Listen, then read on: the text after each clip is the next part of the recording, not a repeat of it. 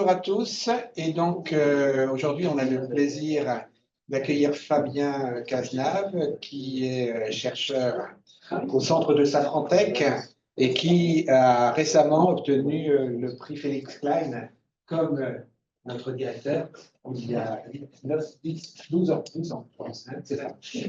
Donc, je vous rappelle que le prix Félix Klein est un prix international donné par la Société mathématique européenne pour des jeunes chercheurs dont les travaux ont vraiment changé quelque chose dans le cadre industriel. Et donc, Fabien l'a reçu cet été à Séville, et, enfin l'été dernier à Séville, et donc là, j'ai le plaisir de le présenter, et il va nous parler de quelques méthodes d'apprentissage de simulation physique pour la conception dans l'industrie. Oui, qui est tombé. Merci Yvon pour l'introduction et merci beaucoup pour l'invitation. J'ai quoi, 50 minutes à peu près? Oui. Ok. Une petite planche pour présenter Safran. Donc Safran, c'est un groupe industriel français qui opère à l'international dans le domaine de l'aéronautique, mais plutôt comme un équipementier, c'est-à-dire qu'on ne fabrique pas des avions, mais on fabrique des équipements de l'avion. Donc là, le partie principale du business, c'est la propulsion civile avec les moteurs d'avion, mais il y a aussi des équipements de défense ou d'autres types d'équipements pour l'aéronautique, comme les trains d'atterrissage par exemple. Comme Yvon l'a dit, moi je travaille au centre de recherche du groupe Safran, donc ce qu'on appelle un centre corporate, puisque c'est un centre qui est au service de toutes les entités du groupe Safran. Le groupe Safran, c'est un ensemble d'entreprises. Et le centre de recherche, il a ouvert en 2015 et il est situé sur le plateau de Saclay. Moi, je suis responsable d'une équipe dans le département Digital Sciences and Technologies. Donc, je vais commencer par une introduction très simple sur les technologies de surrogate modeling très classiques pour l'industrie. Donc ça, bon, je pense que ici tout le monde connaît très bien, mais c'est juste pour fixer un peu le contexte. Donc supposons qu'on a un problème paramétré, donc on a une sortie Y qui va dépendre d'une entrée F à travers une fonction, une entrée X à travers une fonction grand F qui peut être très coûteuse à évaluer. Donc par exemple, évaluer F nécessiterait de résoudre un système linéaire de grande taille ou carrément de mettre en œuvre des expérimentations qui peuvent coûter très cher. Donc, il y a des contextes qu'on appelle mini-queries. Donc, c'est des contextes où on a besoin d'évaluer cette fonction f un grand nombre de fois qui ne vont pas être accessibles en pratique dû au fait que justement cette fonction f est très coûteuse à évaluer. Donc, ça, c'est beaucoup de workflows classiques qui sont de l'exploration, de l'optimisation, la quantification d'incertitude ou de la calibration qui deviennent difficiles à mettre en œuvre si on veut utiliser directement l'opérateur f, grand F. Donc là, bon, là c'est un exemple tout simple. Donc, imaginons qu'on a une aile d'avion dont la forme est paramétrée par un certain nombre de paramètres. Et ce qu'on veut, c'est optimiser la forme dans le sens où, par exemple, on veut maximiser sa finesse, qui est le rapport entre le lift sur le drag, sous contrainte, par exemple, d'avoir une épaisseur minimum pour l'aile. Et donc, si évaluer la finesse nécessite d'exécuter un code de calcul 3D très compliqué, mettre en œuvre un algorithme d'optimisation itératif devient impossible en pratique. Donc voilà, ça c'est qu'est-ce qui est fait très classiquement, c'est en fait d'approcher cette fonction grand F par une fonction petit f, un surrogate model qui est beaucoup plus rapide à évaluer et qui rend toutes ces tâches mini-queries à nouveau accessibles grâce au fait que l'évaluation est beaucoup plus rapide. Donc là j'introduis dans cette slide ce que j'appelle les problèmes tabulaires. Donc c'est un cas particulier où les entrées par exemple elles sont en dimension fixe dans R petit d et les sorties dans R petit p. Et lorsqu'on est dans un contexte où les entrées et les sorties sont en fait dimension et elles sont homogènes, c'est-à-dire toujours dans la même dimension, on a un problème de régression qui peut être qu'on peut considérer comme étant classique. Et on a beaucoup de méthodes dans la littérature pour construire des surrogate modèles dans ce contexte-là. Donc moi, j'ai écrit que là, apprendre signifie dans ce contexte essayer d'extraire une tendance à partir des données. Donc le workflow classique, c'est de générer un design of experiment, c'est un plan d'expérience qui va constituer le training set. Ensuite, on va entraîner un surrogate model dans une tâche de régression, par exemple. Et ensuite, on peut exploiter ce surrogate model pour tous les many-queries tasks, enfin les tâches qui nécessitent d'évaluer beaucoup la fonction qu'on a introduite tout à l'heure. Et alors, à Safran, j'ai des collègues qui ont développé une plateforme qui s'appelle Lagoon, qui est open source.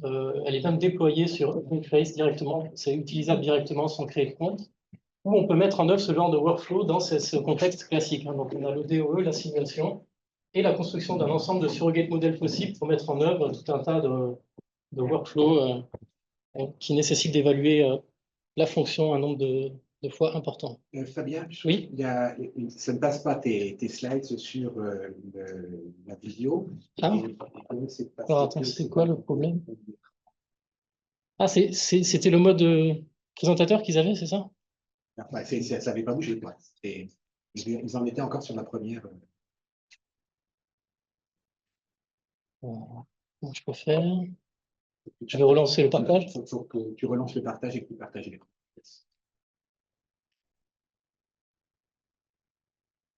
Écran entier.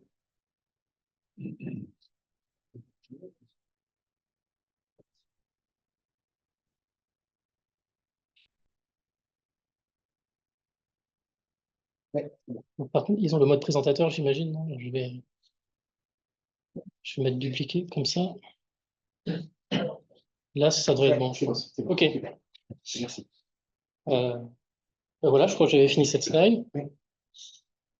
Et donc là, maintenant, dans cette slide, on peut considérer donc, ce que j'ai appelé l'apprentissage de problèmes physiques directement, où cette fois-ci, on va considérer un apprentissage directement sur une configuration d'un problème physique. Donc un problème physique, il peut impliquer des objets qui sont à la fois complexes, potentiellement hétérogènes et en grande dimension, hein, par exemple un maillage, une condition limite, des champs, des modèles matériaux. Donc ça va bien au-delà des problèmes tabulaires qu'on a introduits tout à l'heure. Et souvent, les solutions, souvent peuvent être calculées en résolvant des équations en dérivées partielles. Et donc, les difficultés supplémentaires, c'est que les échantillons, avec le vocabulaire de machine learning, ils sont hétérogènes avec une grande dimension et qui est potentiellement en dimension variable. Donc, si par exemple, on considère cette base de données, donc on reverra plus tard dans la présentation, qui s'appelle Air France, bon, c'est un jeu de mots entre Airfall et Rance Simulation, dont là, par exemple, les inputs vont être directement le maillage. Les maillages, ils vont avoir une taille différente et c'est des objets qui sont plus compliqués que simplement un tableau en dimension fixe. Donc, dans cette base de données, on a aussi des inputs scalaires, hein, comme l'angle d'attaque ou l'inlet velocity qui est ici constante sur un plan d'entrée. Et nos sorties d'intérêt sont des champs qui sont supportés sur ces maillages de taille différentes. Donc, dans ce contexte, alors on peut considérer que les entrées, ça ne va pas être le physical setting en entier, mais seulement le sous-ensemble qu'on veut faire varier en phase d'exploitation après. Là, l'exemple, là, c'est par exemple, si dans cette base de données-là, le modèle de turbulence, il est constant dans toute la base de données et qu'on ne voudra pas le changer après en phase d'inférence, ça ne sera pas une entrée du problème au sens problème de machine learning. Et la solution, c'est souvent un sous-ensemble de la solution du problème physique. C'est seulement ce qu'on veut utiliser pour prendre une décision. Alors là, on pourrait se poser la question, pourquoi on n'utilise pas, dans ce cas, c'est des profils NACA, hein, donc pourquoi on ne réutilise pas directement les paramètres des airfoils NACA, et pourquoi on veut rendre la tâche plus compliquée en manipulant des objets compliqués comme ça, c'est parce qu'on veut pouvoir garder les options ouvertes, dans le sens où après, on veut pouvoir évaluer l'inférence, par exemple, lorsque la forme va être en dehors de cette paramétrisation. Ou alors après, sinon sur les sorties, on veut pouvoir changer les sorties d'intérêt. Si on se contentait par exemple de prendre juste la valeur d'un point du champ en un point de l'espace, on ne pouvait pas changer d'avis sur la quantité d'intérêt. Après, ce qu'on veut, c'est prédire le champ complet. Donc là, donc ça, c'est des travaux plus anciens en réduction de modèles physiques. Donc ça, c'est avec une collègue Nisrine Akari à Safran-Tech. Donc là, cette partie, je vais y aller rapidement. C'est pour présenter peut-être des travaux un peu plus anciens. Donc là, la réduction de modèles physiques, un peu legacy, hein, c'est quelque chose qui est très classique maintenant. Donc on a une phase d'apprentissage où on va générer des données, par exemple selon un plan d'expérience qu'on a introduit tout à l'heure. Ensuite, on va comprimer les données en calculant une base d'ordre réduit. Et ensuite, ce que j'ai appelé l'étape de compression d'opérateurs, c'est tous les traitements additionnels qui sont nécessaires pour que la construction du problème réduit dans la phase d'exploitation se fasse de façon efficace. Et donc, pourquoi on rajoute physique dans réduction de modèles physiques? C'est parce que c'est toute une classe de méthodes dont on se contraint de continuer à résoudre les équations de la physique en phase d'inférence. Donc, ce n'est pas du black box. Et donc, pour ça, à Safran-Tech, on a développé une librairie qui a plusieurs propriétés. Hein. Donc, elle est non intrusive dans le sens où on peut générer les données avec un code commercial. Donc, ça, c'est important d'un point de vue industriel, puisqu'il y a plein de processus qui sont validés avec, par exemple, ANSYS ou d'autres codes commerciaux, et les ingénieurs ils veulent pouvoir continuer à utiliser leurs pratiques de modélisation qui sont validées avec ces codes commerciaux, par exemple.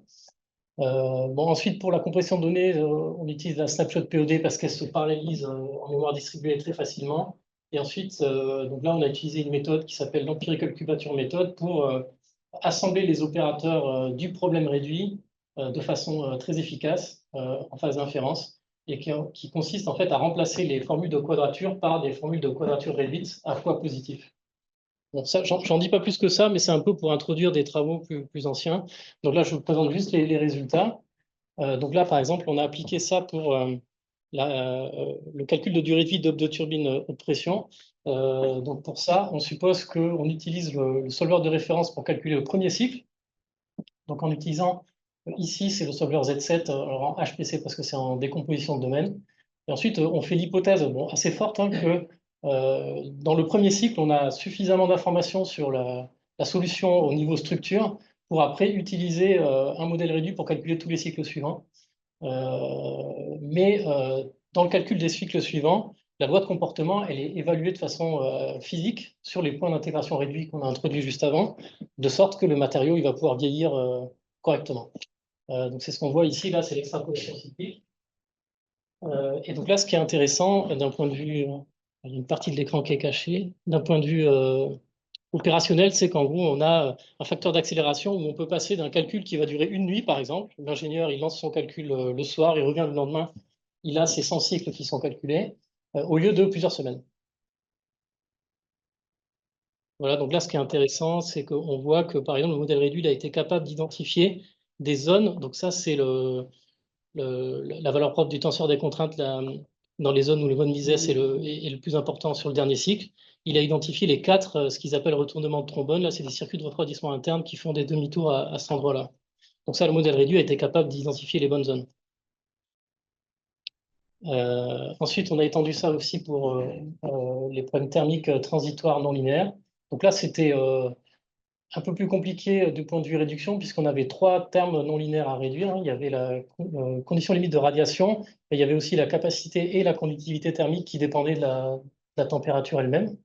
Donc là, c'est un peu la même idée, c'est des formules de quadrature réduite qu'on met en place, c'est juste qu'il y en a 3 au lieu d'une seule.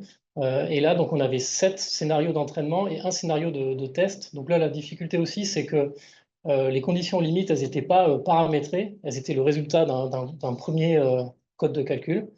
Donc il a fallu aussi réduire les conditions limites pour pouvoir mettre en œuvre tout ça.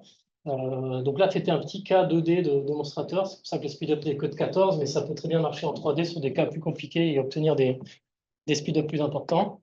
Voilà, donc là, les contraintes opérationnelles, c'était d'arriver à avoir une erreur absolue inférieure à 1,5 degré sur la séquence temporelle, ce qu'on avait réussi à obtenir. Voilà. Et donc là, tout ce que j'ai présenté avant, c'était un peu des résultats plus classiques, où on avait une réduction de dimensions linéaires qui marchait bien. Donc simplement une POD, et après, c'est plus la mise en œuvre dans un contexte d'équation non linéaire qui était plus compliqué. Donc là, c'est le cas un peu simple où la compression de données linéaire fonctionne bien. Donc si on imagine qu'on a une variété des solutions, donc on a un paramètre X qui varie et l'ensemble des solutions obtenues du problème en faisant varier ce paramètre va décrire une variété qui est petite au sens où elle est plate, et enfin proche d'être plate. Et donc là, on a une base de faible dimension qui va pouvoir correctement approcher la variété dans tout son périmètre. Donc maintenant, si on suppose qu'on a des problèmes plus compliqués à réduire, donc ces problèmes-là peuvent être considéré plus compliqué à réduire dans le sens où l'épaisseur de Kolmogorov va décroître très lentement. Donc l'épaisseur de Kolmogorov, c'est la pire erreur d'approximation des éléments de la variété par le meilleur sous-espace vectoriel de taille n, ici. Donc quand on dit que cette épaisseur décroît lentement, ça veut dire qu'on se donne des espaces vectoriels de plus en plus importants pour approcher l'espace des solutions, et finalement, la pire erreur va diminuer très lentement. Donc ça veut dire que la variété contient beaucoup de directions indépendantes dans l'espace ambiant. Et donc, on ne va pas pouvoir avoir un sous-espace vectoriel qui va pouvoir approcher la variété partout en restant petit. Cet sous-espace vectoriel doit rester petit pour que toute la méthode soit rentable, hein, si jamais le modèle réduit il est plus lent à exécuter que le code de référence, ça ne sert à rien. Donc, il faut des bases petites, mais qui soient précises sur toute la variété, ce qui n'est pas possible dans ces contextes-là. Voilà, c'est ce que j'ai dit. Hein. Si on prend des bases très grandes pour approcher tous les éléments de l'espace correctement, ben, on est trop loin. Et donc, on a encadré une thèse, c'est la thèse de Thomas Daniel, c'était avec David Ricklin, Comines de Paris, et Nisrine Akari à Safran, où on a construit en fait des dictionnaires de modèles réduits locaux. Donc ça, c'est des idées qui sont anciennes, hein. Mais là, on l'a mise en œuvre dans des cas industriels. Notamment, il y avait des questions de comment faire le clustering de la variété des solutions dans un sens intéressant pour la réduction de modèles. Donc, on a montré que si on prend la norme L2, ce n'est pas la norme correcte pour faire ce clustering.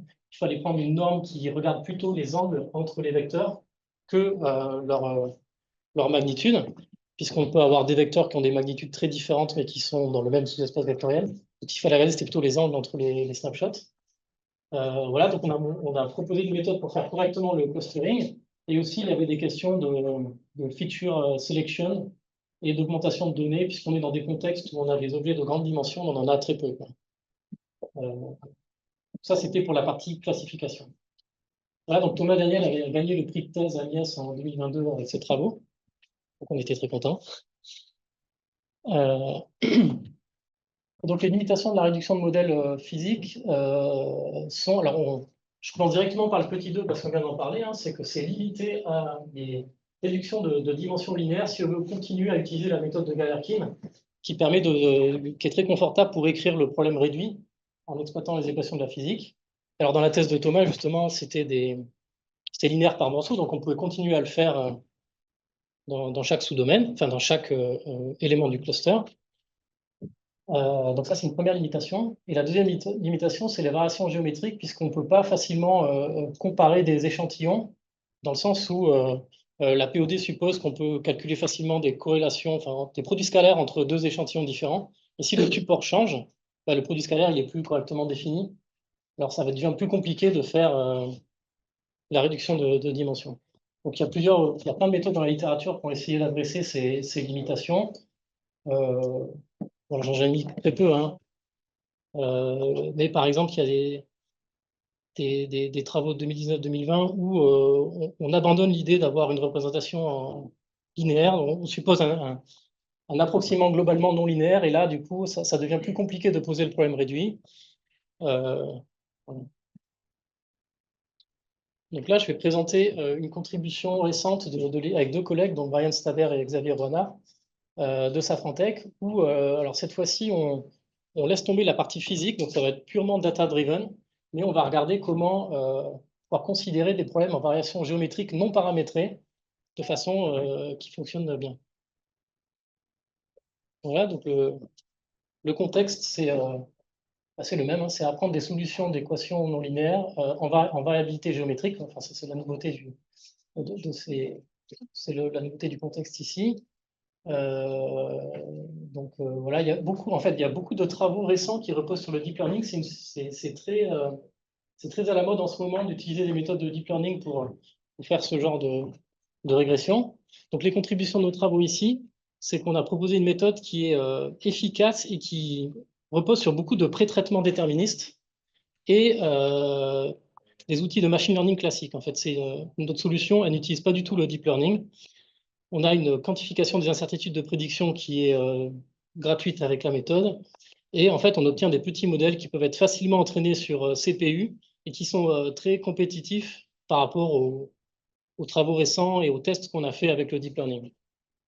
Alors, pour pouvoir être performant comme ça, on a toute une série d'hypothèses. Je dirais que l'hypothèse la plus importante, c'est que nous, on suppose qu'on a une topologie commune pour tous les échantillons, entraînement et de test.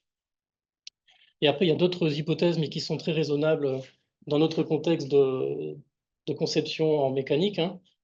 C'est qu'en fait, on exploite des informations qui viennent de la CAO, par exemple des tags de surface. Il faut que l'émaillage ait une assez bonne qualité, ce qui est le cas parce qu'ils sont utilisés pour faire des calculs, et voilà, sans bruit, etc. Bon, là, j'ai mis, parce qu'en fait, dans la communauté de réduction de modèles, il y a beaucoup de gens qui ont regardé variabilité géométrique hein, dont ils vont. Mais voilà, je vais sauter ça. Donc la méthode qu'on propose, en fait, elle est extrêmement simple, mais elle a des très bons résultats. Donc on l'a appelé MMGP pour Mesh Morphing Gaussian Process. Donc l'idée, ce que je disais tout à l'heure, c'est que les échantillons, quand ils ont une géométrie différente, on ne peut pas facilement les comparer, au sens où on ne peut pas calculer de produits scalaires de l'un sur l'autre. Donc bah, l'idée est tout naturelle et beaucoup de gens l'ont fait avant, hein, c'est d'utiliser des transformations géométriques pour aligner ces échantillons, donc ce qu'on a appelé ici morphing. Et donc on voit là, donc, on a des échantillons qui vont être morphés sur une géométrie commune. Donc ici on a choisi le disque unitaire, mais on aurait pu prendre n'importe quel des échantillons pour une géométrie de référence. Ensuite on donne un maillage commun de cette géométrie de référence. Donc là c'est un maillage pris pour le disque unitaire. Et ensuite, on utilise l'interpolation élément fini pour projeter toutes les informations, pour tous les champs de sortie, par exemple, sur le même maillage. Alors, en entrée, on utilise un trick où, en fait, on va faire ce qu'on appelle le shape embedding, donc c'est retrouver une paramétrisation des formes implicites, en fait, en considérant les champs coordonnés des nœuds du maillage. Donc là, on voit que c'est des champs qui sont trivialement des dont les isovaleurs sont verticales, c'est le champ coordonné X. Et ce qu'on remarque, c'est que lorsqu'on fait le morphing et qu'on transporte la valeur des points, donc la valeur des coordonnées directement sur leurs points associés, on va avoir une transformation de ces isovaleurs verticales qui ont une forme qui dépend uniquement de l'échantillon d'entrée, de la forme de l'échantillon d'entrée. Donc là, le fait que cette forme soit comme ça va induire des variations de ces isovaleurs verticales comme ça. Et pour une forme plus fine, on voit que c'est une structure qui est complètement différente. Donc on va exploiter le fait que ces déformations vont dépendre uniquement de la forme des échantillons d'entrée pour en déduire une paramétrisation, une reparamétrisation de la forme d'entrée. De sorte à ce que, en phase d'inférence, on puisse calculer notre approximation sans connaître la paramétrisation de la forme. Donc ces champs coordonnés, voilà, on les a transportés, on fait une projection élément fini, et après, on fait une réduction de dimension linéaire, donc on utilise ça, pour obtenir un vecteur latent de faible dimension, mais qui va paramétrer la forme. C'est ce qu'on cherchait à obtenir. Lorsqu'on a d'autres inputs scalaires, comme on a vu tout à l'heure avec la base Air France, on peut les rajouter ici, de sorte que là, on a un vecteur de petite taille avec toutes les entrées de notre problème, alors qu'on est dans un contexte d'apprentissage physique avec des objets compliqués. On fait pareil pour les sorties, dans l'autre sens. Donc on se retrouve avec aussi un vecteur de petite taille. Et là, on revient en fait dans la configuration que j'ai appelée tabular data au début, hein, donc les données tabulaires, où on est en fait dimension entrée-sortie. Et pour ça, on a dit qu'il y avait plein de méthodes classiques pour le faire. Donc là, on utilise par exemple les processus gaussiens, puisqu'ils fonctionnent très bien et qu'ils ont des formules analytiques pour la variance, hein, donc pour l'incertitude de prédiction. Et donc, alors là, on a vraiment utilisé les outils les plus simples possibles pour faire un démonstrateur et regarder ce que ça donnait, hein. Évidemment, on peut remplacer ces réductions de dimensions par d'autres méthodes plus compliquées si on veut, mais nous, on voulait vraiment montrer que ça marche avec des méthodes très simples. Alors là, l'enjeu important de cette méthode, c'est d'arriver à faire un morphing qui fonctionne bien, et ça, j'y reviendrai après. Et la méthode dépend beaucoup de la qualité du morphing. Aussi, ce n'est pas parce qu'on utilise la PCA que la réduction de dimension est linéaire. En fait, il faut voir la réduction de dimension comme un cumul de toutes ces étapes-là. Donc, il y a le morphing, l'interpolation élément fini, les champs coordonnés, et la réduction de dimension. Donc, c'est grâce au fait que le morphing peut être fortement non linéaire, en fait, cette réduction de dimension elle-même est fortement non linéaire. Alors, on a vu après coup que le trick de la PCA sur les coordonnées, des gens l'ont fait un peu en même temps que nous, hein. Mais bon, c'est pas grave. Donc là, on a testé, on essaie de comparer cette méthode MGP, c'est la troisième colonne, avec deux autres méthodes de deep learning. Donc ça, c'est des Graph Convolutional Neural Network. Et ça, c'est MeshGraphNet, donc c'est la méthode qui a été proposée par DeepMind en 2021, je crois. Donc on essaie de les utiliser au mieux possible, mais on ne garantit pas que c'est le résultat parfait, parce que c'est trop compliqué d'utiliser ces méthodes de deep learning.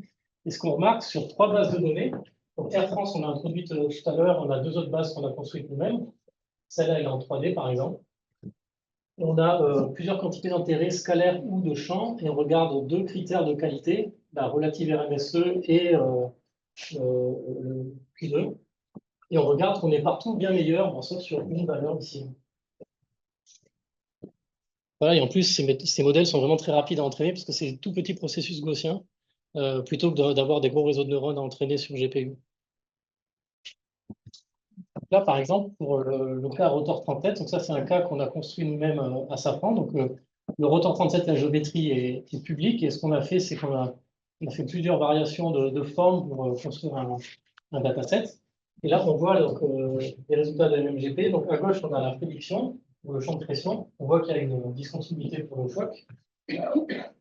On a la variance qui est prédite par MMGP et l'erreur relative L1.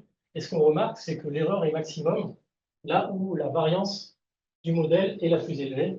Donc ça veut dire que le modèle il est capable de faire une prédiction, mais il est capable de dire aussi où est-ce qu'il est le moins certain de sa prédiction. Et là, alors peut-être par chance, mais en tout cas ça marche bien, que nous indique que là où il est incertain, c'est là où effectivement il fait le plus d'erreurs. Ça, c'est intéressant comme critère. Ensuite, à gauche, qu'on a ici, c'est donc là, on a le taux de compression par rapport au mass flow, et on voit qu'on fait varier la pression pour obtenir ces courbes-là. Et donc, les zones centrales sont les zones en interpolation, les in distribution par rapport au test d'entraînement. Et les trois donnent l'amplitude des intervalles de confiance. Et on voit que lorsqu'on est dans la distribution d'entraînement, lorsqu'on n'est pas OOD, en fait, à la distribution, on a une incertitude qui est très très faible. Et plus on va s'éloigner du dataset d'entraînement, plus les incertitudes vont augmenter. Voilà. Donc ça, c'est les résultats sur la France. Et là, ce qui est intéressant, c'est ce qu'on a testé, c'est pour des sorties scalaires. Ce qu'on a calculé, c'est le Predictive Interval Coverage Probability. Et ça, qu'est-ce qu'on fait? Qu'est-ce qu'on cherche en faisant ça? À 95%. Et ce qu'on fait, c'est sur le testing set, on regarde les intervalles de confiance et on compte le nombre de fois où la vraie solution est à l'intérieur de l'intervalle de confiance. Et on tombe sur 93%, 93,5 au lieu de 95. Donc on estime que c'est une bonne quantification des incertitudes de prédiction sur ce cas-là. Voilà, donc j'ai quelques remarques sur la méthode. Donc la méthode, elle utilise le plus possible d'étapes déterministes, de sorte à laisser le moins de choses possibles à apprendre au modèle de machine learning. Donc on peut, alors les avantages surtout par rapport aux méthodes de deep learning, c'est qu'on peut manipuler des maillages de très grande taille, parce que c'est très facile de faire une snapshot POD parallèle en mémoire distribuée, par exemple. On a l'incertitude de prédiction qui est gratuitement obtenue. Et en fait, mon interprétation de pourquoi cette méthode peut bien marcher dans nos contextes, c'est lorsqu'on veut utiliser l'IA pour faire de la physique et de la conception de pièces mécaniques, en fait, les problèmes ils peuvent être en très faible dimension intrinsèque. Et ce qui veut dire que des petits modèles peuvent être largement suffisants s'ils sont correctement reparamétrés, ici par le morphing. Donc les limites de la méthode, elles concernent principalement le morphing, justement. Donc en fait, il peut être difficile à calculer et il faut une nouvelle dérivation à chaque nouveau cas. Donc il n'y a pas de process automatique dans cette méthode pour l'instant. Le morphing, il n'est pas en temps réel. Il faut le calculer en phase d'inférence. Donc ça, forcément, le speed-up se fait ressentir. Et c'est voilà, l'étape compliquée. Alors là, je mentionne juste que dans la communauté de réduction de modèles physiques, il y a des gens qui arrivent à résoudre le problème physique, donc, par exemple avec des LSPG hyper réduits, qui seraient compatibles avec le fait d'avoir des morphings génériques comme ça. C'est bien quoi, LSPG? Pardon? LSPG, ça veut dire quoi? Least Square Control Monarchy. Ça, c'est pour les problèmes. Pour les problèmes elliptiques, la méthode de Galerkin suffit, mais en CFD en général, c'est pas. Ouais, il faut faire du least square control Galerkin. Alors, on a participé à des compétitions de machine learning qui ont été posées sur le problème Air France qu'on a introduit tout à l'heure. Donc, pour ceux qui ne connaissent pas un peu, il y a beaucoup de compétitions de machine learning qui sont proposées dans des conférences de machine learning, par exemple, où il y a un dataset d'entraînement et il faut construire un modèle qui est le meilleur score possible sur un dataset de test. Et là, le score est calculé en général, en tout cas dans ce problème-là, par un mix entre plusieurs évaluations de la qualité en termes de précision et de speed-up. Et donc, il y a une première compétition qui a terminé en mars 2024 où, avec MMGP, on a réussi à avoir la première place, alors que tous nos entre guillemets, concurrents utilisaient des méthodes de deep learning. Et nous, avec notre petit modèle MMGP tout simple, on arrivait à avoir un bien meilleur score. Donc, par exemple, les deuxièmes, ils ont utilisé des graph neural network. Ça, c'est des implicit neural augmentation, c'est aussi du deep learning. Là, il y a des gens de l'EPFL qui ont utilisé des bit transformers. Et ça, c'est une startup qui ont une méthode secrète, hein, mais qui utilise des MLFR à l'intérieur. Donc ça, c'était une compétition organisée par l'IRT Systemix. Alors, ils ont organisé aussi une deuxième compétition en 2024, enfin en EURIPS 2024, donc c'est terminé en fin d'année dernière, qui était sur le même dataset, mais ils ont changé un peu la fonction score. Et là, c'est pareil, sauf qu'on avait des challengers du monde entier. Les deuxièmes, c'est les Chinois. Les troisièmes, c'est Airbus, et les quatrièmes, c'est les Américains. Et là, toujours pareil, avec notre petit modèle MMGP, on arrive à avoir le meilleur score. Alors, je ne cache pas que c'était super compliqué, hein, surtout de faire le morphing qui marche très bien pour être compétitif par rapport notamment au deuxième. Là. Donc là, c'est quelques résultats. Donc, par exemple, à gauche, on a la référence, au milieu, la prédiction, et puis à droite, la différence absolue pour les 4 champs qu'il fallait prédire, hein, pour les x et y de la vitesse, la pression et la viscosité turbulente.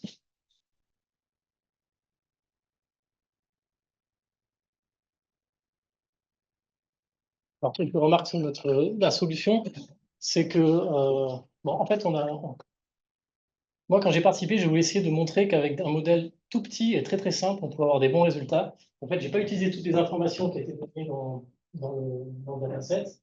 Notamment, il y avait la distance à l'airfoil, la normale à l'airfoil, et on pouvait récupérer les paramètres de forme, hein, donc ça, on n'a pas utilisé. Et le message aussi, c'est que donc la préparation des données est extrêmement compliquée, ça je ne le cache pas. Mais une fois qu'on l'a fait, c'est-à-dire qu'une fois qu'on a pré-traité les données et qu'on a fait le morphing, tout le reste est vraiment trivial. Hein. Donc c'est tous les outils tout simples que j'ai présentés juste avant. Donc c'est l'interpolation élément fini, la snapshot POD, c'est des scalaires tout à fait classiques, des scalers tout à fait classiques, et c'est des processus gaussiens complètement indépendants. Donc, on a fait une prédiction monolithique. On n'a pas essayé de chercher à prédire des zones de l'espace différemment. On a fait une prédiction complète dans l'espace. Et voilà, on n'utilise pas de deep learning, pas de feature engineering, pas de data augmentation, aucune hybridation avec la physique et on n'utilise même pas le GPU. Oui. Quand on fait ça sur des profils, il paraît très très peu de profils d'un profil. C'est très étonnant que cette méthode marche, parce que le morphing ne change pas grand-chose.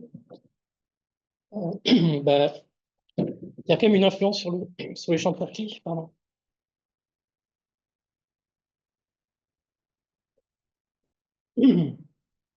Bah, je ne sais pas quoi dire. Ça marchait bien. Mais le morphing, c'est pour une géométrie fixe, c'est une transformation conforme dans ce cas-là. Oui, mais après, il y a aussi, on peut vouloir faire plus que ça. Par exemple, là, on veut pouvoir aligner les champs de viscosité turbulente. Eux, ils vont beaucoup dépendre de l'angle d'attaque. Et donc, on veut aussi les aligner les uns sur les autres, de sorte à ce qu'ils se compressent bien par POD. Le morphing comprend aussi le morphing des résultats. Oui. Ah, j'ai compris. Oui, ouais. Là, je suis allé un peu vite, mais c'est vrai que dans la méthode, on peut avoir un morphing différent pour le shape embedding et pour la compression des champs. Donc, on peut même avoir un morphing différent pour chaque source, pour chaque champ, mais nous, on a pris un seul morphing là, qui fait tout d'un coup.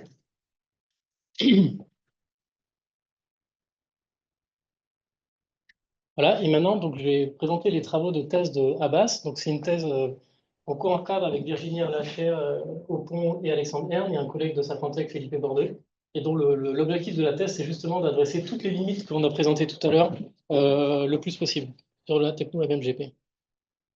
Donc, pour ça, la première partie, c'est d'essayer de se poser la question. On a vu que lorsqu'on a un nouveau K-test à considérer, il faut pouvoir être capable de faire un morphing qui marche bien pour ce nouveau cas. Donc, il faut se reposer la question à chaque fois. Donc, ce qu'on a demandé à Abbas, c'est de dire est-ce qu'on ne peut pas développer une méthode générique qui puisse automatiquement, sur la partie forme, aligner déjà les formes de façon automatique. Donc, c'est ce qu'il a proposé. Donc là, on suppose qu'on a un maillage oméga, on a un maillage oméga 0 qui va être le maillage de référence, et on va exploiter des informations qui sont de toute façon, on a supposé qu'on avait, tout à l'heure quand j'ai dit qu'on avait des informations issues de la CAO, c'est par exemple, on va avoir des tags sur des points d'intérêt, donc les points qui font les angles, ou des lignes d'intérêt, c'est par exemple des lignes sur lesquelles on va appliquer des conditions limites. Donc nous, on n'a pas des maillages qui sont morts, entre guillemets, on a toujours des maillages qui sont obtenus en maillant une CAO sur laquelle on a défini un problème physique. Donc cette hypothèse d'avoir ces tags de surface, ces tags de points, c'est une hypothèse raisonnable. Donc ce que Abbas a proposé, en fait, c'est d'avoir une méthode qui va calculer toute la famille des morphings en résolvant une suite de déformations élastiques où on va avoir une procédure de point fixe qui va obtenir de façon itérative les solutions du morphing qui vont être obtenues comme une succession de problèmes élastiques où on va vouloir matcher toutes les surfaces les unes avec les autres et tous les points d'intérêt les uns sur les autres avec, par rapport à la géométrie de référence.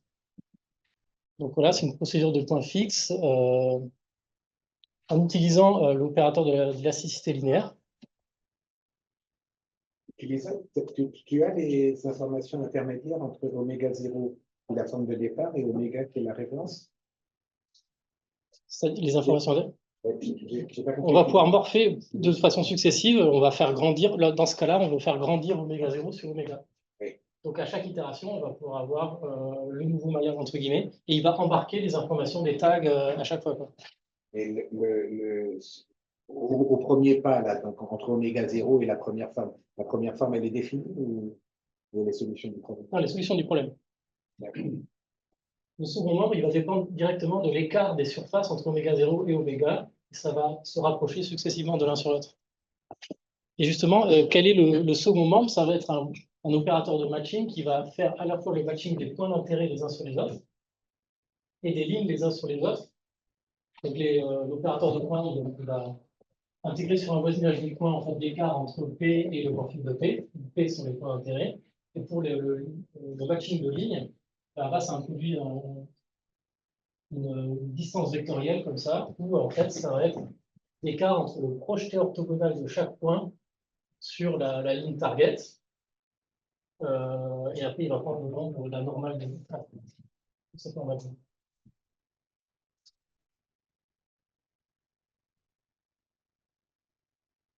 Donc, on a un domaine de référence et un domaine target. On veut morpher le domaine de référence sur le modèle target. Donc, on commence avec l'identité à n égale 0, et puis après, c'est un schéma itératif où à chaque pas, on va devoir assembler la distance vectorielle. Donc, grâce à ça, on peut assembler les deux termes de matching et l'opérateur. On résout le système linéaire pour avoir U et on update le morphing de cette façon. Et il y a un critère de distance sur la fonction distance vectorielle, un critère d'arrêt, pardon. Donc là, par exemple, sur ce cas-là, on voit que donc c'est le cas qu'on avait utilisé dans le premier papier MMGP. On n'a pas besoin de se poser la question de comment faire le morphing sur un disque unitaire.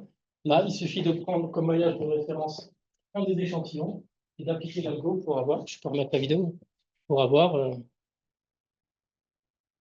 directement un morphing obtenu de façon automatique sans se poser la question de comment l'adapter à ce cas-là.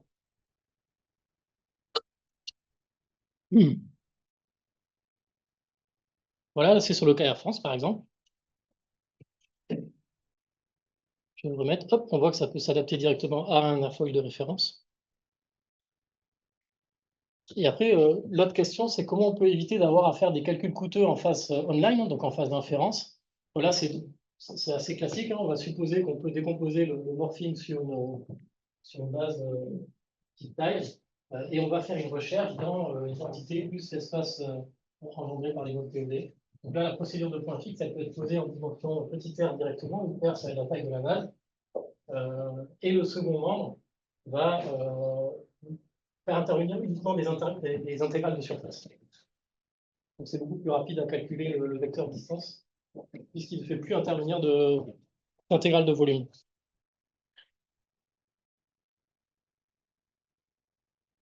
Ah oui, pardon, j'ai oublié de dire que il utilise un processus gaussien en fait pour initialiser le vecteur solution le plus près possible de la solution. C'est pour ça qu'on voit que ça saute d'un coup là.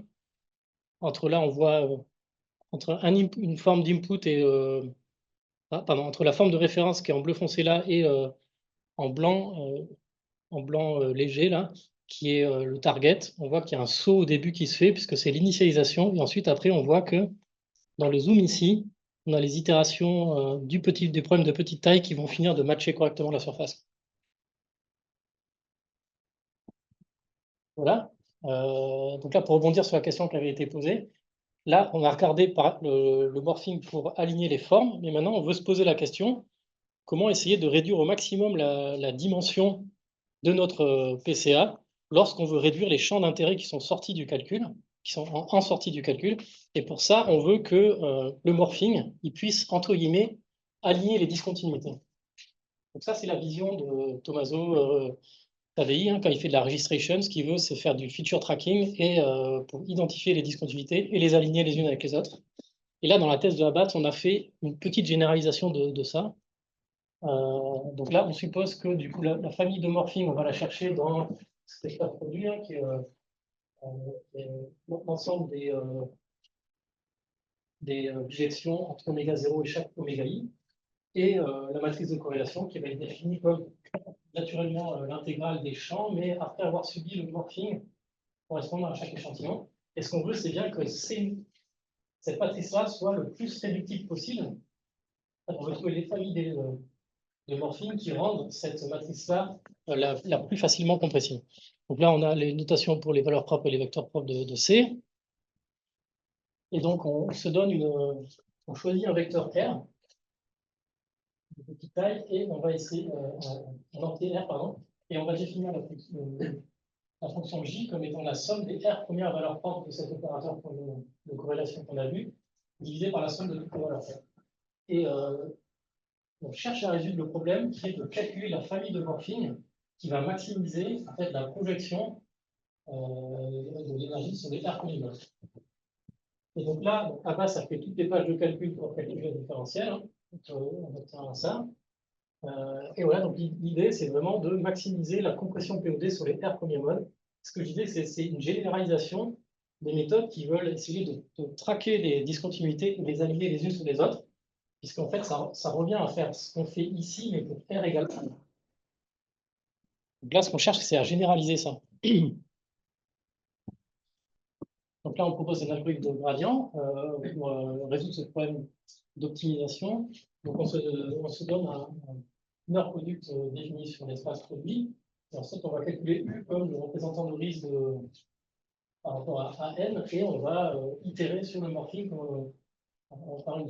par un algorithme de gradient de cette façon-là. Alors, il y a des hypothèses. Ce qu'on veut, c'est rester dans M. Et rester dans M, ça veut dire que si on est dans un cas où, par exemple, on a des formes extérieures qui sont identiques et on veut juste maximiser la compression en bougeant les points intérieurs, il faut que le morphing de oméga 0 reste, que la forme ne soit pas changée, par exemple. Donc là, c'est un cas où l'hypothèse 1 n'est pas satisfaite. Après aussi, on va pouvoir rester bijectif. Donc là, par exemple, il y a un cas où qui ne marchait pas bien, où on voit qu'on perd la bijectivité. Donc là, c'est les enjeux opérationnels associés à cet algorithme de gradient. À gauche, c'était ça?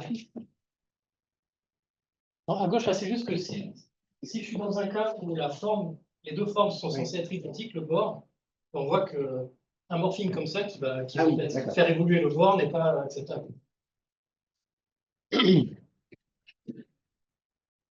Alors, si on prend un cas de domaine rectangulaire, et qu'on choisit l'opérateur de diversité linéaire, on peut se faire à l'espace les éléments de. Je vais garder H1 et enlever le N, je me suis trompé là.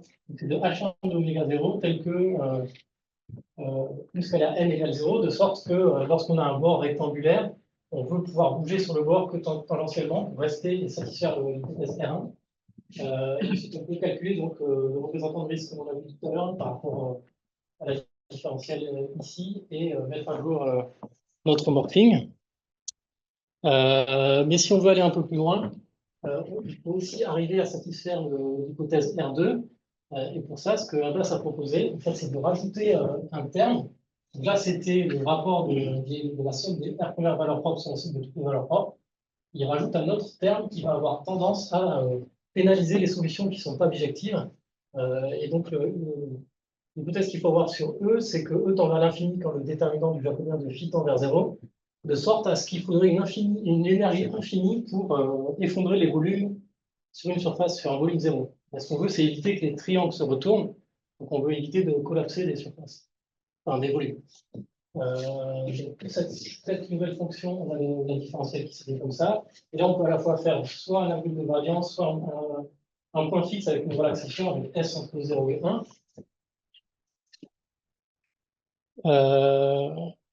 Voilà, donc il a fait des premiers tests avec l'énergie élastique. Alors, la condition qu'on a émise tout à l'heure, cette condition-là, on ne la respecte pas, mais c'était pour avoir un premier test rapide à faire.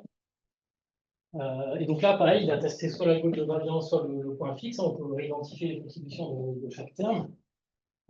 Et il a aussi mis en œuvre une méthode de continuation numérique sur le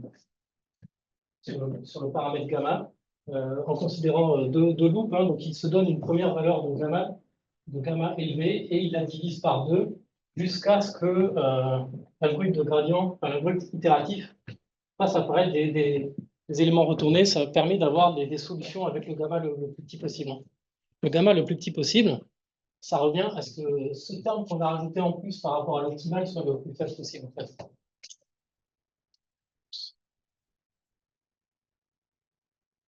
Et donc là, en fait, on voit que dans la compétition de machine learning, ce qu'on a fait, c'est on a aligné les sillages. Et là, sur un cas vraiment construit trivial, on a juste l'angle entre différentes sillages comme ça qui sont fabriqués artificiellement. Hein. On sait que la solution qu'on veut, c'est de pouvoir aligner les sillages. C'est ce que font les méthodes de registration. Et là, Abbas, il a appliqué son algo de 0 sans lui dire c'est ça que je veux obtenir. Il a pris R égale 1 et ça a donné la solution qu'on attendait. Dans un cas plus compliqué où on a des Gaussiennes 2D avec 3 paramètres, on voit que l'algo aussi a une tendance à aligner toutes les Gaussiennes 2D les unes avec les autres. Ça, c'est un cas d'advection-réaction avec 3 paramètres. Pareil, hein, ça aligne, c'est ce qu'on cherchait à avoir. Et là, c'est le cas de la compétition de Rips. Et donc, il a appliqué un peu tous les trucs qu'il a fait dans sa thèse. Il a commencé par la première partie qu'on a vue tout à l'heure, pour aligner déjà la partie géométrique. Donc, les deux différentes formes sont alignées sur la même géométrie, donc ce qu'il a appelé PhiRef, PhiRef-I et PhiRef-J. Ensuite, il a appliqué son algo qu'on a décrit juste avant. Alors, juste avant, j'ai supposé qu'on avait des domaines rectangulaires, puisqu'il y a encore à régler le problème des domaines courbes. Donc, ce qu'il a fait ici, c'est qu'il a fixé les points sur le bord pour ne pas avoir à gérer des domaines courbes à ce niveau-là, mais il les a gérés le domaine rectangulaire ici. Et il a appliqué son algo qui a aligné les champs sur le même angle, sur le cas de la compétition. Et là, on voit la décroissance des valeurs propres entre la solution qu'a gagné la compétition de Rips, c'était la orange, et ce qu'il a montré ici, c'est qu'il arrive à gagner un peu moins d'un ordre de grandeur. Alors que moi, j'ai fait tout ce que j'ai pu pour aligner au maximum les champs. Il a quand même réussi à gagner encore plus avec son algo automatique. Voilà, donc la conclusion, c'est qu'il a développé des algos génériques et optimaux pour le morphing. Donc ça peut, voilà, il traite les cas qui sont faiblement réductibles en généralisant les méthodes de registration. Ce qu'il cherche à faire, c'est maximiser les champs. Voilà, ça prend en compte des variations géométriquement paramétrées. Et ce qui reste à faire pour l'avenir, c'est robustifier par rapport aux frontières courbes, mais là, il a déjà entre-temps, il a déjà résolu le problème. Et puis remplacer par un opérateur d'élasticité non linéaire, il a aussi bien fait entre-temps. Et donc, ce qu'on aimerait bien, c'est l'appliquer à des cas, par exemple, où il y a des chocs multiples, certains échantillons avec un seul choc, d'autres avec plusieurs chocs, pour voir si l'algo, automatiquement, il va essayer de faire une espèce de clustering en dédiant certains morphings pour les cas à 2 chocs, certains pour les cas à 1 choc. Et après, il y a aussi, tout ça, c'est compatible avec les corrections du décodeur, hein, quadratique, polynomial, avec des réseaux de neurones, comme ce que Yvon avait proposé. Voilà. Et donc là, pour revenir sur les compétitions, en fait, la solution actuelle avec laquelle on a gagné, elle a des étapes supplémentaires. Elle nécessite d'avoir 2 interpolations éléments finis qui prennent 10 secondes par échantillon. Et le morphing, il coûte cher et il faut le faire à la main à chaque nouveau cas, à chaque nouvelle étude. Avec la thèse de Abbas, je ne passe les détails, mais il arrive à passer quelques étapes. Il arrive à gagner une interpolation. n'a pas à faire ça. Et pour le morphing, il a juste à faire le morphing sur la surface. Et donc à Safran, on développe, on ne voit pas trop, mais une librairie qui s'appelle Musca, en fait, qu'on a utilisée pour toutes les manipulations de maillage. Et donc j'ai des collègues qui travaillent à accélérer de façon drastique la partie interpolation élément fini, donc qui reste la seule qui reste la plus coûteuse grâce aux travaux de la base. Et là, donc on a testé avec un démonstrateur, enfin, avec une version en développement. On peut utiliser l'interpolation élément fini, on peut la faire sur GPU avec Arclorix et Cocos. Bon, ça c'est des librairies optimisées. On passe de 10 secondes à 60 millisecondes. Donc, ça permet d'avoir en fait toute l'inférence qui est maintenant un peu générique et extrêmement rapide.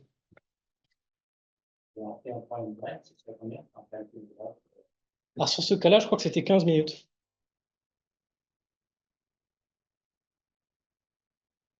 Il ne me reste plus beaucoup de temps, alors je vais accélérer pour cette section-là. Donc là, c'est des problèmes de... Bon, je vais sauter tout ça. Donc sur cette slide-là, je pense que vous connaissez tous les outils de deep learning. DALL-E, par exemple, on écrit un texte et on peut générer une image qui va être conditionnée par une information compliquée qui est contenue dans ce texte. Là, par exemple, ce qu'on a écrit, c'est on voit un panneau stop en photoréalistique avec le nombre 2 écrit dessus. Et la question qu'on s'est posée pour le stage de Laurent Pincin en 2023, c'est de dire est-ce qu'on peut utiliser le même genre d'idée pour en fait résoudre des problèmes inverses. Pour ça, on n'est pas les seuls à le faire, hein. Il y a plein de gens qui font ça.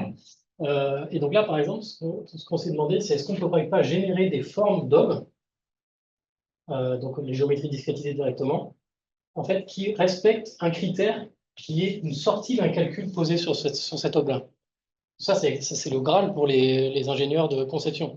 Donne-moi l'ob qui maximise mon taux de compression, par exemple. Donc, on a essayé de conditionner des modèles de diffusion à résoudre ce problème inverse. Donc là, ils ont utilisé du Denoising Diffusion Probabilistic Model. Bon, c'est des technologies de modèles de diffusion avec Classifier Free Guidance. Ça, c'est ce qui permet de faire le conditionnement, justement, par le taux de compression ici. Donc là, les premiers tests qui ont été faits, c'est en essayant de générer directement le nuage de points, donc avec certaines technologies, donc c'est Point Voxel Diffusion et Kernel Point Convolution ou Point Voxel Convolution. Et donc les premiers tests qui sont sortis, c'est que ça ne marchait pas très bien, la solution est beaucoup trop bruitée et ça, c'est pas du tout exploitable par un bureau d'études. Donc ce qu'on a fait, c'est qu'on est revenu sur le modèle MMGP qu'on a présenté tout à l'heure, et notamment sur la partie Shape Embedding. Et là, ça ne nécessite pas d'apprendre les processus gaussiens, c'est juste la partie shape embedding où on avait les champs coordonnés et le morphing et la PCA, et de se dire, est-ce qu'on ne peut pas apprendre le modèle de diffusion à suggérer des valeurs dans cet espace latent, conditionné par le taux de compression, et ensuite, après, on prend l'inverse encodeur de la MGP pour récupérer les formes. Donc là, on s'est placé dans un cas beaucoup plus simple où il y avait tous les échantillons avaient le même nombre de nœuds, de sorte qu'il n'y a pas besoin de faire de morphing. C'est un cas sans morphing qui est beaucoup plus simple. Et donc là, voilà, donc le modèle de diffusion il va suggérer des formes, enfin des coefficients PCA, et après on a juste à faire la PCA inverse pour la forme, pour respecter des taux de compression d'entrée, par exemple. Donc là, c'est des résultats qui sont générés de façon non conditionnée. Donc là, à gauche, on a les distributions de tests et à droite, les distributions qui sont générées par le modèle de diffusion, donc c'est assez proche. Et là, par exemple, c'est si on se donne on veut que ça respecte un critère de sortie, donc out mass flow, en mettant la contrainte la plus forte possible. Donc ça commence par des distributions qui sont très étalées, et ensuite ça va suggérer des formes qui vont de mieux en mieux respecter le critère de sortie. Alors après, il y a tout un tas de tests où on peut le faire, voilà, on peut le faire varier comme ça. On va regarder ce que ça donne sur un autre. Et on voit que ça a une influence sur les autres sorties, hein. On peut même conditionner de façon multiple comme ça. Ça, c'est des exemples de DOP qui ont été générés de cette façon-là. Et puis là, cette partie, je n'aurai pas le temps de la faire. Et je vais juste garder quelques minutes pour parler un peu de tout ce qu'on fait en open source et en open data. Donc, je vais un peu sauter tout ça. Donc là, on a proposé, en fait, à Safran Tech, on a proposé un modèle de données pour faire de l'apprentissage, donc soit de l'IA, soit du machine learning, soit de la réduction de modèles, pour de l'apprentissage sur des problèmes physiques. Donc, comment standardiser un dataset de plusieurs échantillons qui correspondent à une configuration physique, avec les entrées et les sorties. Donc, on a proposé un standard pour ça, qui se base fortement sur le CGNS. Et l'avantage, c'est que maintenant, ce standard, on a fait en sorte qu'il fonctionne pour tous les besoins de l'équipe. Maintenant, on peut avoir des données qui sont produites par n'importe qui peuvent être très facilement utilisées par d'autres personnes, sans vraiment se poser la question de comment je récupère le champ, comment je récupère ci, comment sont définies les entrées. On a vraiment un standard pour ça. Et on fait de l'open data où des bases de données qu'on construit selon ce standard, on va pouvoir les mettre à disposition sur Zenodo ou Hugging Face. Donc, on a ouvert quelques bases fin 2023. Donc là, vous les reconnaissez, on les a toutes introduites pendant l'exposé. Et début 2025, on a des nouvelles bases qui sont encore mieux. Hein. Celles-là, c'est des cas, par exemple, où il n'y a pas de choc, avec un seul choc fort, faible, des chocs lambda. Là, c'est des cas où les maillages sont adaptés à la solution. Là, c'est des cas où la topologie change. Donc, tous ces cas tests sont regroupés dans des communities, ce qu'ils appellent community, là, sur Zenodo ou sur Hugging Face. Et je vais juste conclure en disant on propose 5 benchmarks à la communauté. Si vous avez des étudiants qui veulent avoir des cas sur lesquels ils peuvent se casser les dents. Donc ça, c'est hébergé directement sur Hugging Face et c'est administré sous la forme de compétition. Alors, on appelle ça benchmark parce qu'on n'a pas mis de date finale aux compétitions. C'est des trucs qui sont persistants. Et tout est vraiment expliqué. Donc, il y a des petites applications pour visualiser les datasets. Et tout est expliqué dans les différents onglets. Description des données, comment est calculé le score, comment soumettre une solution. Et là, évidemment, toutes les bases de données qu'on fournit, il n'y a pas les outputs sur le testing set. Nulle part. On ne peut pas tricher, en fait. Donc, il y a une leaderboard qui peut être mise à jour en fonction des soumissions. Et ça permet, en fait, ça nous permet d'identifier qui arrive à être très performant sur nos problèmes. Bon. J'ai fini. Très bien. OK. Merci beaucoup.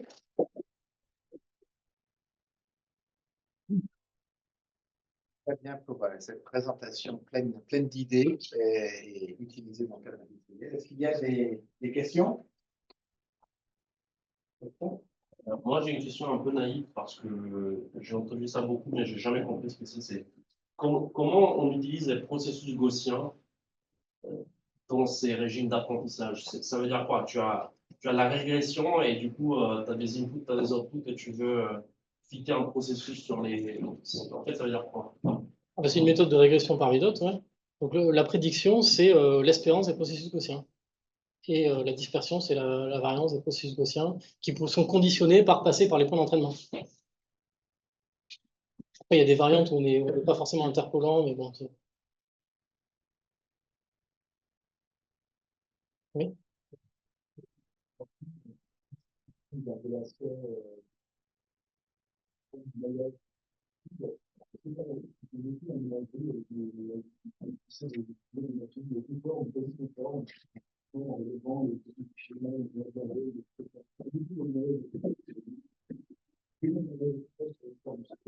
Ah oui. On appelle les paramétrisations, là, les mesh parametrizations. Ouais. Alors, en fait, ça, c'est ce qu'on a appliqué dans le cas.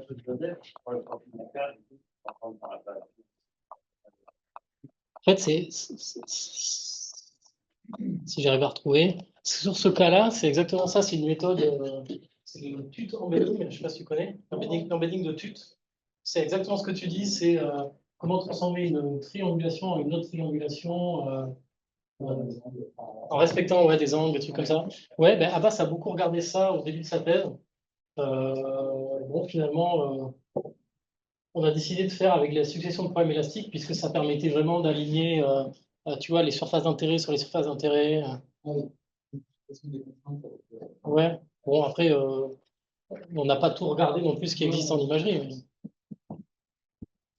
Cette partie-là, elle est très guidée par le problème physique que vous regardez ou je n'ai pas bien compris si c'était indépendant? Non, c'est complètement physique agnostique.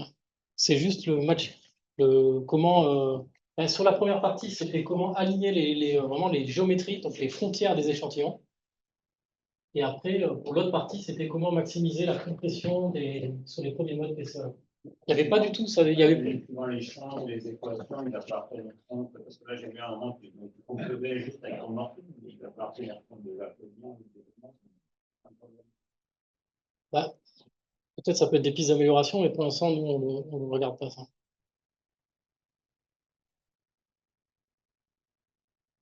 Une question de curiosité. Dans le processus de conception que vous avez à apprendre sur les différents systèmes sur lesquels vous travaillez, quel est le ratio un peu entre les méthodes d'apprentissage et les méthodes de calcul direct, en fonction aussi d'étapes de conception? Est-ce que les méthodes d'apprentissage sont peut-être plus utilisées en préconception et en validation? Peut-être on va préférer des méthodes un peu plus robustes. Je ne sais pas, est-ce que vous avez une idée là-dessus? Bah oui, c'est une bonne intuition, c'est exactement ça. Au début, ils commencent par ce qu'ils appellent des modèles 0D, 1D, donc c'est vraiment des métamodèles très grossiers. Et plus ils vont avancer sur la conception, et plus à la fin, il va falloir avoir des méthodes qui sont de fidélité élevée. Ouais. Exactement. Après, ça dépend vraiment des produits, etc. Et on utilise les deux, on fait à une certaine étape, on coupe un peu les deux pour. Comment dire, les deux sont utilisés Oui, les deux sont utilisés. Alors après, il y a tellement de processus différents, je ne saurais pas dire quel est le poids de l'un par rapport à l'autre. Ok, merci. D'autres questions? Est-ce que tu arrives à faire une analyse a posteriori du succès de la réduction de modèle pour tout ce qui est physique en utilisant la physique, c'est-à-dire dans les cas où tu as essayé d'apprendre des champs de solutions sur les processus gaussiens, la physique, et tu sais détecter lesquels sont les modèles, et quels sont les indicateurs. Et là, si tu utilises la physique, si tu arrives à détecter des choses, tu dis que potentiellement il y a des pistes d'amélioration. Alors moi, je n'ai pas directement fait ça parce que les outils qu'on a en réduction de modèle physique, ils ne marchent pas. Enfin, en tout cas, moi, je ne saurais pas comment bien les utiliser en variation géométrique. Alors j'ai fait une petite référence où Tommaso Tadei, il a un papier là-dessus, ici, là.